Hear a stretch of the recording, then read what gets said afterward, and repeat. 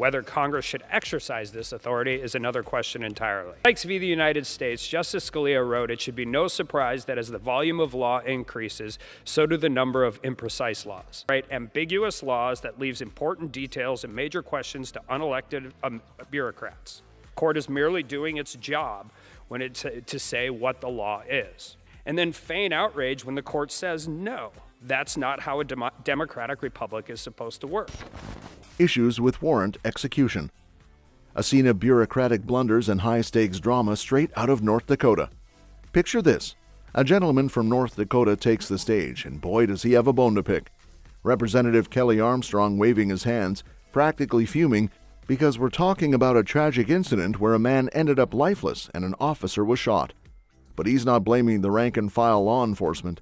He's pointing the finger squarely at some bigwig who made a boneheaded decision to execute a warrant in the most dangerous way imaginable. Talk about setting the stage for disaster. Now let's break this down. Our North Dakota hero Kelly is no novice. He's been in the trenches for over a decade, dealing with search warrants and representing officers involved in shootings. He knows the drill, folks. He knows the facts of this particular case inside and out. He knows where the guy worked, how he was surveilled, and he's furious because the powers that be chose to go in guns blazing at the crack of dawn, 6 a.m., when they could have done things differently.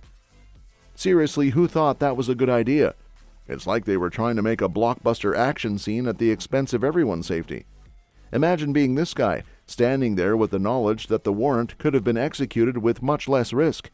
He's seen it all and done it all, and he's telling everyone that this whole fiasco was completely avoidable. He's practically shouting, "Why on earth would you maximize the risk of harm to both the target and the officers?" It's a rhetorical question because he knows there's no good answer. It's pure incompetence at the top levels. But wait, there's more. This isn't just some random gripe session. Our North Dakota crusader is genuinely ticked off because he's seen firsthand how these decisions impact real lives. He's represented 3 officers involved in shootings, and he spent 10 solid years dealing with search warrants. This isn't armchair quarterbacking, he's lived it. He knows how these operations are supposed to go down, and he's livid because, in this case, they chose the absolute worst way to execute that warrant. They set the stage for chaos, and chaos is exactly what they got. But hold on to your seats because he's not stopping there. After dropping this bombshell, he's moving on to another topic of concern, leaving us all to wonder, who's going to be held accountable? Will the leadership face any repercussions for their reckless decisions? It's a whirlwind of frustration, expertise, and righteous anger, and it leaves us all questioning the competence of those at the top making these crucial decisions. Congressional Research Service says there are 10 to 40 million of those things purchased in the same period of time. Registrations on retroactive purchases were received by the ATF. Does that sound accurate? The low-end number of the ATF numbers on 3 to 7 million. U.S. Fish and Wildlife comes to his car and sees a gun in there with a pistol brace. What's the penalty for him now? He bought the gun legally. The ATF has gotten 255,000 of those registered. 2.7 million people are now felons in possession of firearms for something they purchased legally. People were on notice for years and years and years. Bought a gun legally, and you guys retroactively made it illegal in a different qualification. Respectfully, I disagree. Strict liability gun charges. Moving on, we're talking about strict liability gun charges. It's got all the makings of a courtroom thriller. Our no-nonsense North Dakota Congressman Kelly Armstrong is back, and he's not here to play nice. He's shifting gears to tackle the nitty-gritty of federal gun charges, and he's not pulling any punches. He kicks things off by laying down the law, literally. Federal gun charges, he says, are what we call strict liability claims. Translation? If you have a gun and you're not supposed to, boom, that's the crime. No need for intent, no need for I didn't know. It's black and white, folks. Or is it? In wades our ATF head honcho trying to stir the pot. He says, hold up, there's actually an intent requirement in Congress's statute. Ever read 922G1, Congressman? But our North Dakota warrior isn't having it. He's locked and loaded with his rebuttal. He reminds everyone that the ATF's job is to implement the laws Congress passes, not to play fast and loose with the rules. And here's where the fireworks really start. The congressman demands to know, when did the U.S. House pass a rule classifying a pistol brace as a short-barreled rifle? He's on a mission, and he's not letting anyone off the hook. He points out that this rulemaking is based on the National Firearms Act of 1934, which was about short-barreled rifles being unusually dangerous. But our intrepid congressman isn't buying what the ATF is selling. He's got a bone to pick about pistol braces. When did Congress pass a law saying pistol braces qualify as short-barreled rifles, he presses.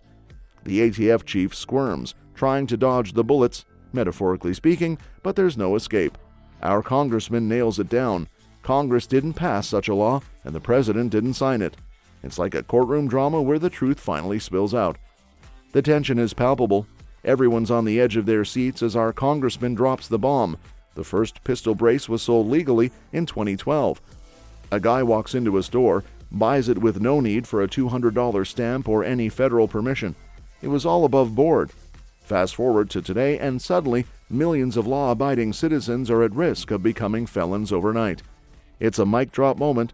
The congressman's basically saying you can't just retroactively turn legal gun owners into criminals. And he's got the facts to back it up. This isn't just some political theater. It's about real people facing real consequences because of bureaucratic overreach. Not because of rank-and-file law enforcement doing their job, but because somebody made a leadership decision in order to execute a warrant in the most... You can sell 6 a.m. and standard operating procedure. You can do that everywhere else. I've represented 3 officers and officers-involved shootings. I spent 10 years. I know the facts of this case. I know where the guy worked. I know that he was surveilled. Right? If you have a gun and you're a prohibited person, that's the crime. There doesn't need to be intent. There doesn't need to be any of those things, right? I said earlier that ATF's responsibility is to implement the laws that Congress passes. 34. Congress pass a law. They didn't. When did the U.S. House pass a rule classifying a pistol brace as a short-barreled rifle? Pistol brace classification issues. So now, as we know that our fiery North Dakota congressman is back in action, grilling the ATF chief like it's the hottest barbecue in town. He's demanding answers about the National Firearms Act of 1934. Now, this ancient piece of legislation declared short-barreled rifles as unusually dangerous. But our congressman isn't interested in ancient history. He's laser-focused on one burning question. When did Congress pass a law saying pistol braces are short-barreled rifles? The ATF's head is squirming like a cat on a hot tin roof, and it's deliciously entertaining. The congressman's not letting up. He's hammering home the point that Congress never passed such a law. The president didn't sign it. It's like he's daring the ATF chief to find a needle in a haystack. And surprise, the ATF chief has got nothing. It's a real gotcha moment. Now here's where it gets even spicier. Our congressman throws in a bombshell about a guy in Dickinson, North Dakota, who bought the first pistol brace legally in 2012.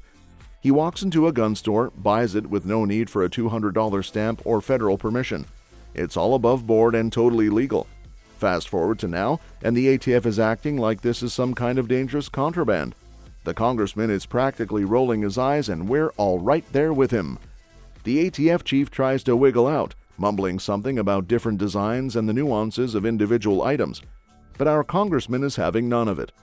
He's been a prosecutor for 20 years. He knows when someone's trying to pull a fast one. He's done asking questions. He's laying out the facts.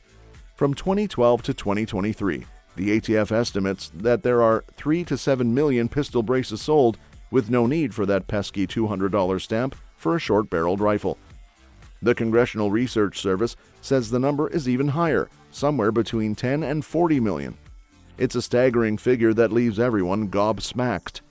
The ATF's estimates look like a drop in the ocean compared to these numbers. The room is buzzing with disbelief. Our congressman wraps it up with a flourish. He's saying, look, the ATF is trying to turn millions of law-abiding citizens into felons overnight. They bought these pistol braces legally, and now you're telling them they need to retroactively register or face the music? Give me a break. It's a mic drop moment. The ATF chief is left stammering, and we're all wondering how this bureaucratic mess is going to unfold. When did Congress pass a law saying pistol braces qualify? I'm not asking you about short-barreled rifles. I know what short-barreled rifles are qualified as in the National Firearms Act. This pistol brace was sold in 2012. A guy walked into a gun store, bought it legally walked out of the gun store with the pistol brace. 2012, a guy in Dickinson, North Dakota walked into a firearms store and bought a gun legally, correct? You spent 20 years as a prosecutor, 20 years as a prosecutor. You know the answers to these questions. I'm done asking them. I'm just going to go with them. Would depend upon the actual design of the individual item. There were numerous different items being manufactured. ATF estimates that not requiring the $200 stamp from the NFA for a short-barreled rifle. Retroactive pistol brace registrations. Let me tell you a bit more on this. Between 2012 and 2023, estimates say there are between 10 to 40 million pistol braces out there. But hold on, the ATF's numbers are way lower. They're not even counting the boom years of 2020, 2021, and 2022. Talk about cooking the books. Our congressman isn't letting this slide. He brings up a figure that must have the ATF chief sweating bullets. 255,162 retroactive registrations received by the ATF before June 1, 2023. The ATF chief stumbles, not even sure who quoted that number, but admits it sounds familiar. Classic bureaucratic dodge. And then the pièce de résistance. The congressman paints a vivid picture of a rancher from southwest North Dakota, just a good old boy hunting snow geese. He bought his rifle legally in 2015, but if a fish and wildlife agent finds his gun with a pistol brace, bam, he's looking at 5 to 10 years in the slammer and a $250,000 fine, all for something he bought legally. Our congressman is on fire. He does some quick math. If even the ATF's low-end estimate of 3 million pistol braces is correct, and only 255,000 were registered, that leaves 2.7 million people suddenly turned into felons overnight. Let that sink in. Millions of law-abiding citizens, now potential criminals because of retroactive rule changes. The ATF chief tries to push back, mumbling about past guidance from Attorney General Barr. But our congressman is relentless. He's practically shouting, "These people bought their guns legally, and now you've changed the rules on them. How is that fair?" The tension is palpable. It's a showdown for the ages, with the congressman demanding justice for the little guy against what he sees as bureaucratic overreach. Will the ATF change its tune? Will millions of Americans get a reprieve? Stay tuned, because this drama is far from over. That's all for this video, folks. We'll see you next time.